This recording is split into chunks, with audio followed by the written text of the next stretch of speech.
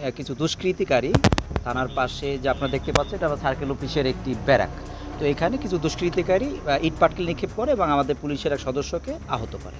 তো এই ঘটনা সংবাদ পাওয়া আমি সাথে সাথে থানায় চলে আসি এবং আমি এসে দেখতে পাই যে যেখানে আমাদের থানায় বেশ ক্ষতি হয়েছে, থানার যে কম্পাউন্ডের যে ভবন সেখানে ক্ষতি হয়েছে, অর্থাৎ থাই গ্লাস সহ বিভিন্ন ধরনের স্থাপনায় হামলার প্রেক্ষিতে কিছু ক্ষতি হয়েছে।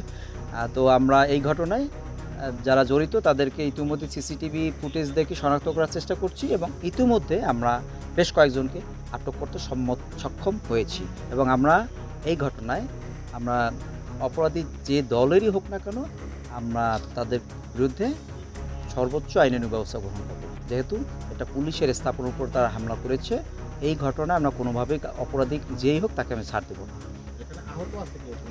হ্যাঁ, আমাদের একজন পুলিশ সদস্য তিনি আহত হয়েছেন, তাকে আমরা উন্নত চিকিৎসার জন্য ঢাকা মেডিকেল কলেজে প্রেরণ করেছি। এটা নিছকই একটি পারিবারিক ঘটনার জের ধরে মূলত আমরা 3টি মোটর বাইককে আমরা নড়িয়ার একটি জায়গা থেকে গতকাল রাতে আমরা নিয়ে এসেছিলাম, যে বাইকে মূলত কাগজপত্র কিছুই ছিল না, এই কারণে আমরা তাদেরকে সেই বাইকগুলো নিয়ে এসেছিলাম।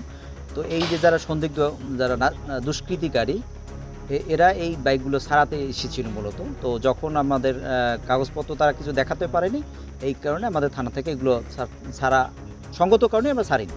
তো এর ফলে তারা আসলে সংক্ষুব্ধ হয়, তারা মূলত এই যে সংঘবদ্ধ হয়, তারা এই আমাদের থানার যে গেটের যে বিল্ডিং এখানে তারা ইট পাটকেল নিক্ষেপ করেছে।